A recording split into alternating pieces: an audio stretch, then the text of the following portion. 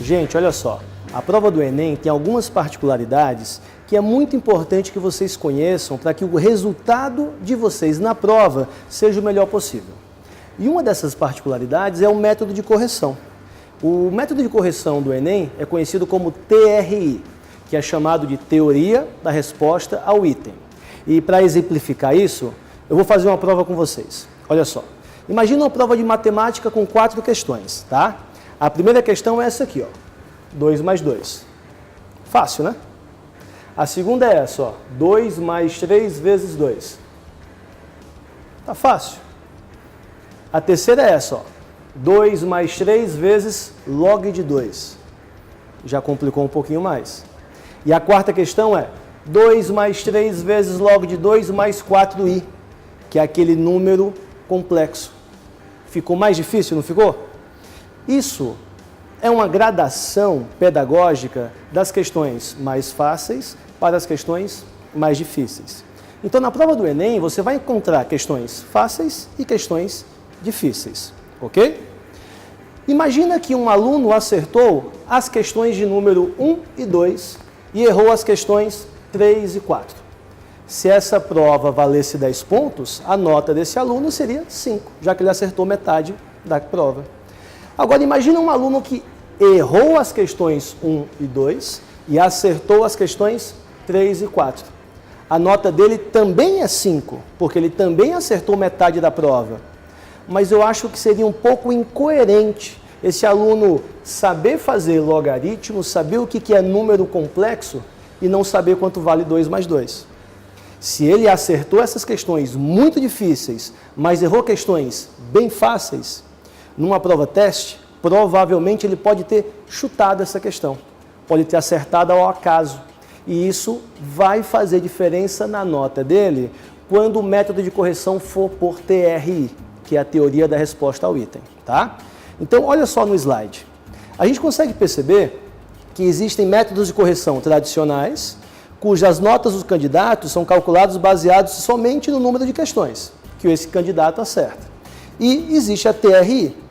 E nesse sistema, as notas dos candidatos serão calibradas, tá legal? Então é importante perceber essa diferença. E essa calibragem envolve o quê? Tá no próximo slide. Envolve uma coisa que a gente chama de coerência pedagógica. Então, olha essa imagem, gente. É coerente que esse aluno, para conseguir saltos mais altos, também consiga saltos mais baixos. Trazendo isso para a educação, é coerente que o aluno, para acertar itens mais difíceis, também acerte itens mais fáceis. Então, essa coerência pedagógica vai calibrando a prova dentro desse método de correção chamado TRI, ok? E qual que é a principal consequência disso? O número de acertos em uma prova corrigida por TRI não corresponde exatamente à nota que esse aluno tirou. Então, você vai encontrar casos de alunos diferentes que têm o mesmo número de acertos, porém notas completamente distintas. E essas notas distintas são baseadas em quê? Em coerências pedagógicas, em padrões de respostas diferentes. Tá legal? Vou colocar mais um slide para ficar mais fácil de entender isso. No canto desse slide tem uma régua que traz 2 alunos, que eu vou chamar de participante A e participante B. As questões foram colocadas em ordem de dificuldade, da questão mais fácil que está embaixo para a questão mais difícil que está em cima. O aluno que eu chamei de participante A acertou a maioria das questões mais fáceis e errou a maioria das questões mais difíceis. A nota dele foi 480. Já o participante B acertou as questões mais difíceis da prova e errou as questões mais fáceis. Olha que a nota dele então foi 310. Então, perceba que essa diferença de nota tem tudo a ver com a coerência pedagógica e isso vai ser medido para cada candidato individualmente. Então, o que é muito importante para a gente no Enem? Acertar as questões mais fáceis. Porque se eu acerto uma questão fácil, ok? E acerto umas questões médias e difíceis, a minha prova teve coerência.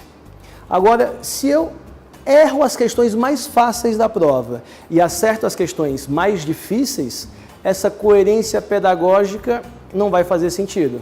Então, nessa medida de nota por TRI, a minha nota atribuída vai ser um pouco menor.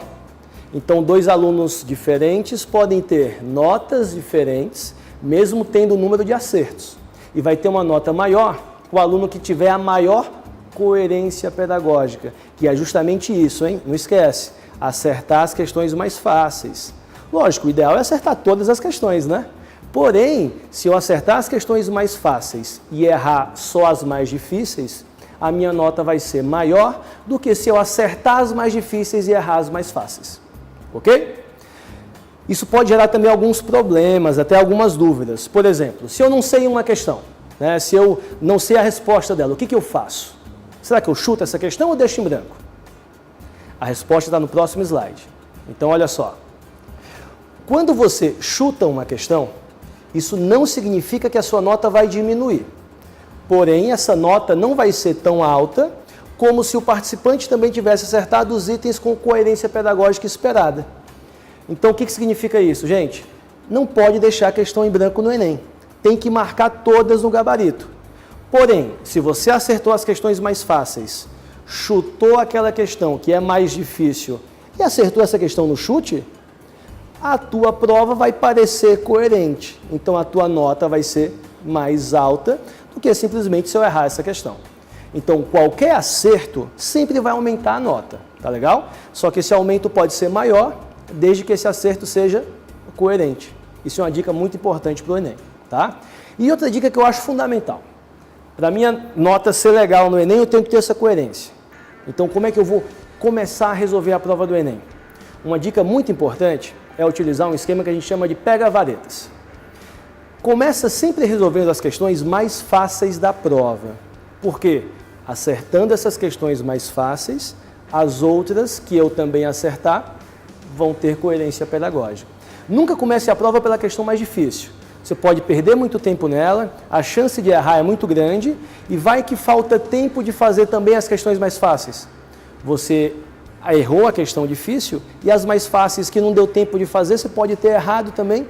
Isso gera uma incoerência dentro da TRI muito grande, tá? Então, usa o esquema de pega-varetas. Até coloquei aqui uma foto para isso, ó.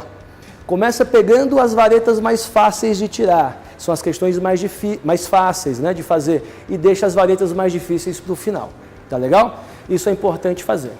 E, gente, esse efeito na nota é muito grande, muito significativo. A gente fez uma pesquisa aqui no ângulo com alguns alunos.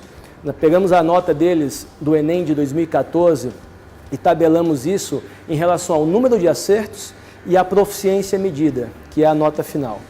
Olha essa tabela. Aqui eu tenho alunos diferentes, no caso 12 alunos, o número de acerto deles em cada uma das provas de humanas, ciências humanas, e a pontuação obtida. Repara que o aluno 1 acertou 38 questões, a nota dele foi 737,2. O aluno 6 também acertou 38 questões, a nota dele foi 766,2. Isso dá uma diferença de quase 30 pontos na nota. E isso para medicina, para cursos concorridos, faz muita diferença. Então essas são dicas bem valiosas para vocês.